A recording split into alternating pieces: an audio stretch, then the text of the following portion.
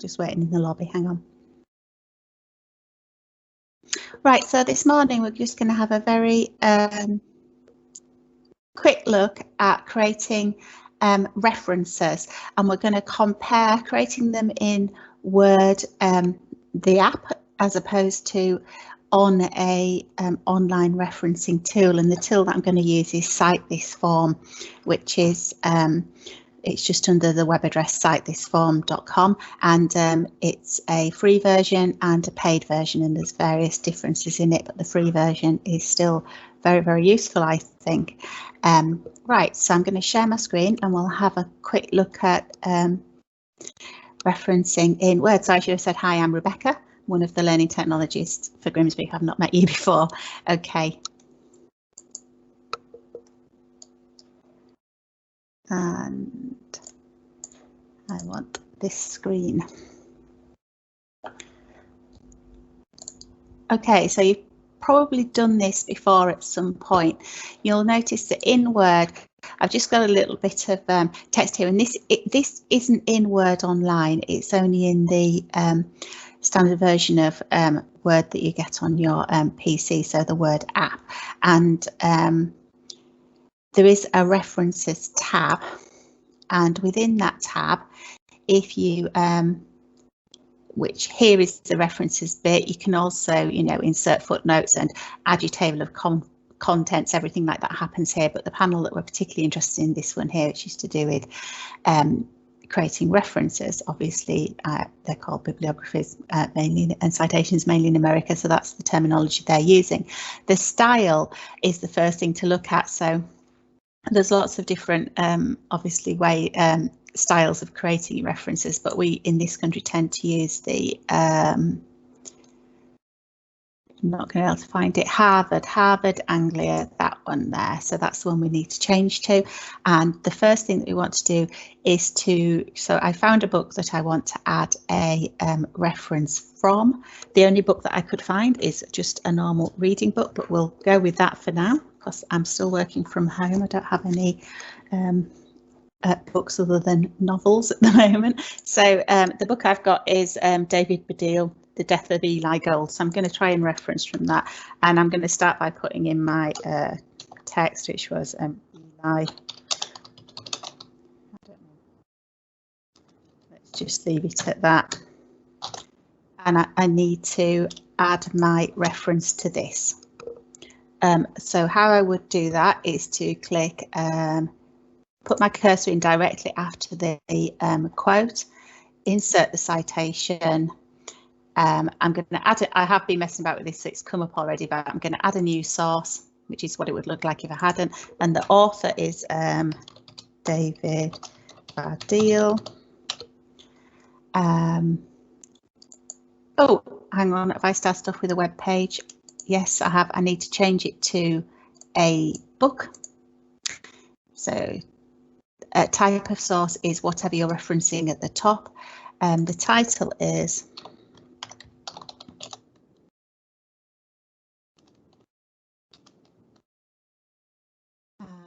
the year. So now I'm having to rummage and have a look in the front page. 2011. Just looking in the front, you know, like the inner page of the book where it tells me all this information. The city is London. The publisher is HarperCollins, I think. Yeah.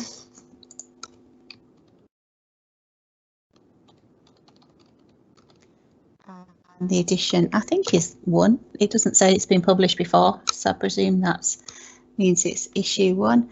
And then OK, and let's see what we get. So essentially all it's done is put the little citation in here to tell me that there's going to be something in the reference. So you can't actually see the list of references yet. We do that in a minute. I'm just going to show you how to add a website one in. So I'm going to add a new one, add a new source, and this time it's going to be a website, which are the main 2 people tend to use. And in this one, I don't know what the author is, so I'm going to put, because I was going to reference Wikipedia, which we were always told never to reference. when I was a student.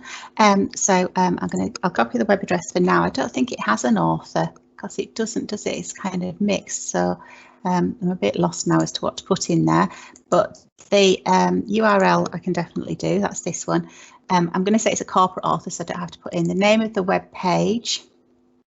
You can pick up from, it's actually what appears, the name is what appears on the tab at the top. If you've not come across that before, it's not usually on the page. It's kind of like it's hidden in the code, in the HTML code, but it usually shows up here on the top. So it's David Baddiel Wikipedia.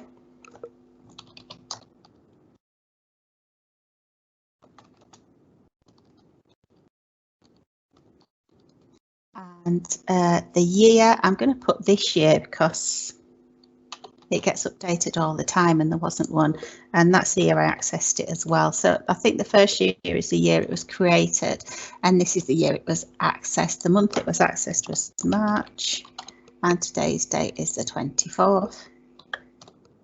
And that's it, and then I can OK that. Oh, and it's put the reference in there. I didn't actually manage to put my, obviously I should have put this in after my text, so Wikipedia said this.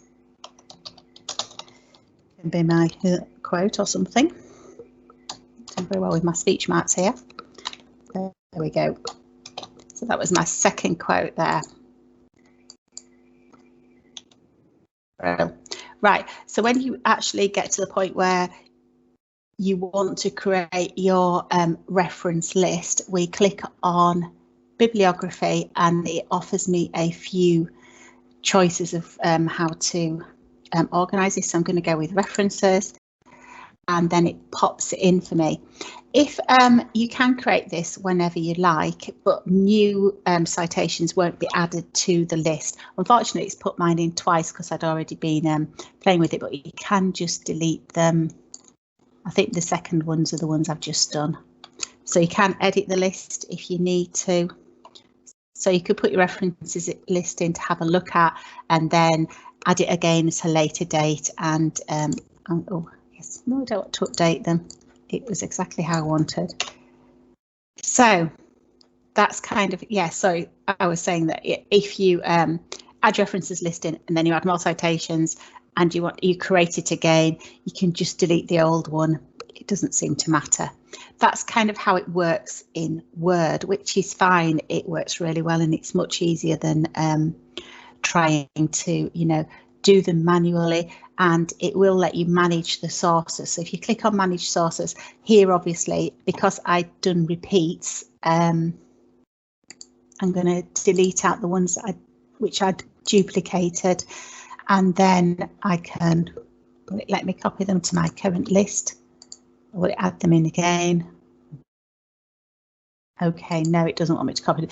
So if you create new ones, you could then copy them across to the list. I think that will add them then into your list of resources at the end. Cool, so you can match the lists up and see what's happening here. OK, so let's have a look at how this all works if you use an online referencing tool. So as I'm saying, it does help you manage your sources a little bit, and that's really handy because obviously it's really easy to get lost with all of your references as you're creating them. The tool that I chose to have a look at is this Site for Me, which is an American site, but it does seem to work. Excuse me, it does seem to work really well. I've obviously been already having a play with it. So what you do is you go to the site and it's all free. You don't have to log in or anything, and add a new reference. And my first reference is going to be a book, I think, and I'll do the same book again. Now this time it will let me search for them or put in the ISBN code. So I'd already tried. So this is the ISBN code for this book, which I've just got off the price tag at the back of the book, which was a lot easier than rummaging around in the book to look for stuff. And if I search for that, you'll see that it's asking me, is this the one that you're looking for? And I'm like, yes, that's it. Let's cite it.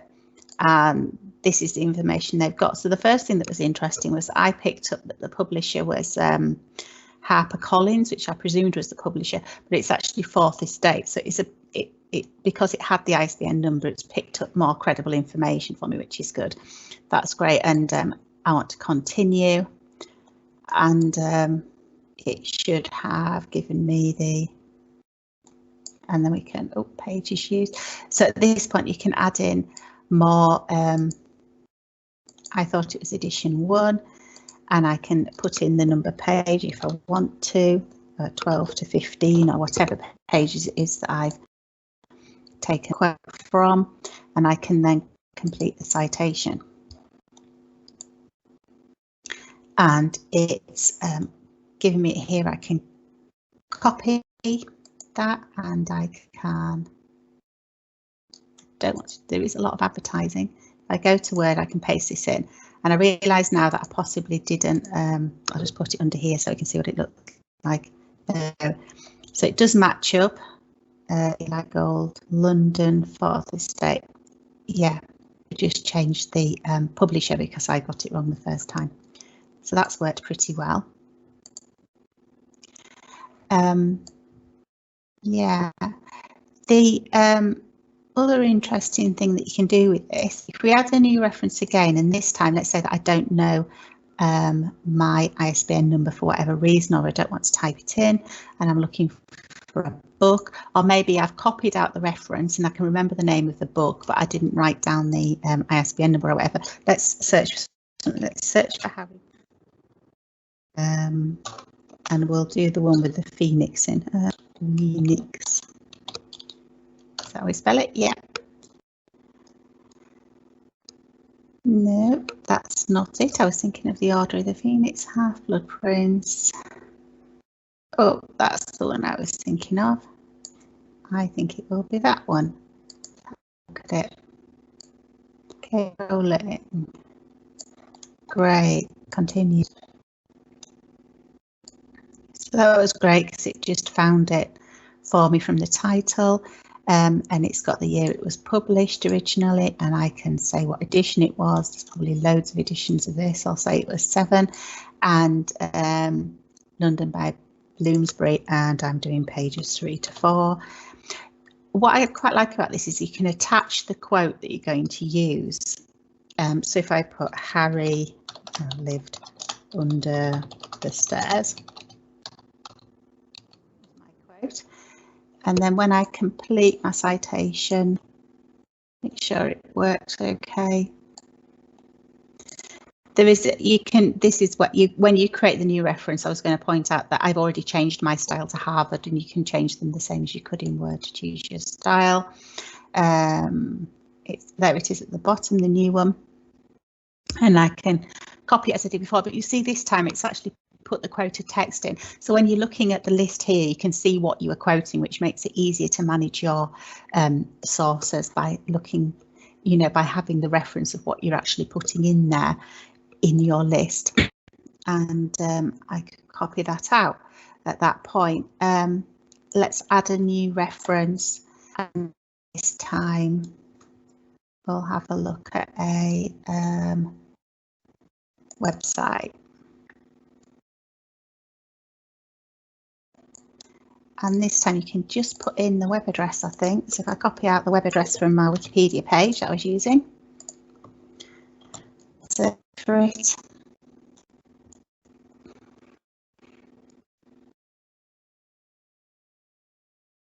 It's saying, is this the page you're looking for? Yes, it is. And it's done okay, it's picked it up. They couldn't find authors, publisher or publication because there isn't one on Wikipedia. It might have been better looking at a different site, but we'll carry on for now. It's asking me if I know the authors, which I don't, so I'm just going to leave that, and I don't know the publisher. So it's saying, will the source change over time? And I think it will, so I'm not sure if it's going to put that in. Is it going to put that in? It has grayed it out. Do I need to check something? Let's see what happens. So I could attach my quote here if I wanted to, like I showed you last time, so I could see what I was actually quoting off that site. Let's do that just for, so I'll say that I'm copying this first section here.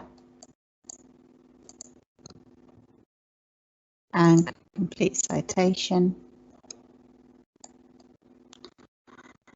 and it's probably added at the bottom. There we go, my Wikipedia entry. It's put my text in that I'm going to quote, which is really just for my reference on this site, and then I can copy the citation here and pop it in my list in Word or wherever I'm typing this. Okay, it looks slightly different to the way that Word decided to do it. It's given me the access date, but it's not bad. Worked quite well. Let's have another look and have a look at a journal.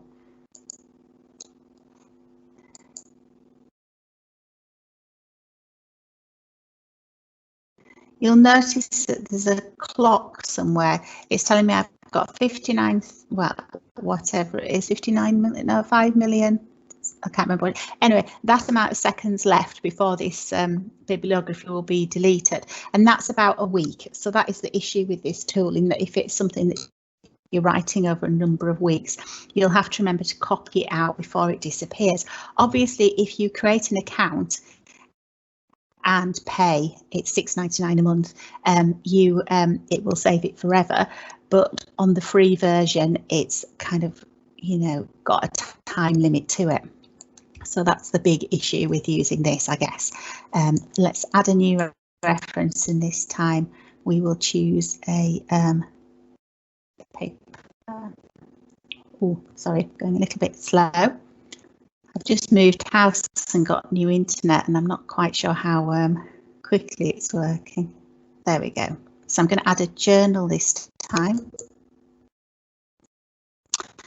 And there is actually a journal I found that David Baddiel wrote, so I'm going to search for it because I don't have any journals available for me in real life to look at and see what we find. So we're presuming that I've heard of it, you know, have a journal. So this one was written, I think, with David Baddiel and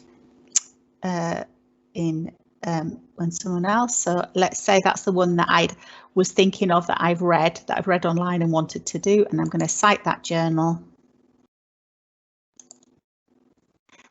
And it works exactly the same again. If it's actually found the pages within the journal for me that David Baddiel was writing, and the title of the journal, everything like that. So it's also a really good way of finding journal sources, as well as then being able to reference them. So I could now go and search for that journal and read it if I thought it was relevant, obviously. And there we go. So it's picked up everything from that, and I think that's relatively easy. Complete the citation. Let's see what we get. We'll be down at the bottom. There it is. And I can copy this and pop it into Word just the same as I've done before. I'll just check my list. I think that was everything that I was going to show you. I don't know if I'll just come to the chat and see if anybody else has got any tools that they use for this sort of thing, or tools that they suggest to their students to use. Don't know if you've done much referencing before recently. Has anybody got any questions or anything to add to that? Hi, Jesse. Morning, Rebecca. I use CiteThis4me. I think it's a fantastic tool. Just on one with the timeout. If you, because I ran into an issue a couple of weeks ago. The free version gives you a maximum of 15 quotes. On a free version, but there's a workaround. So if you save your quotes, extract them as you did there, and then delete the quotes, then it resets the timer. Oh, right. That's a nice workaround. Otherwise, if you don't delete it, what it tends to do, which I ran into, once you've reached your 15, what it then tends to do is forces you to try and sign up.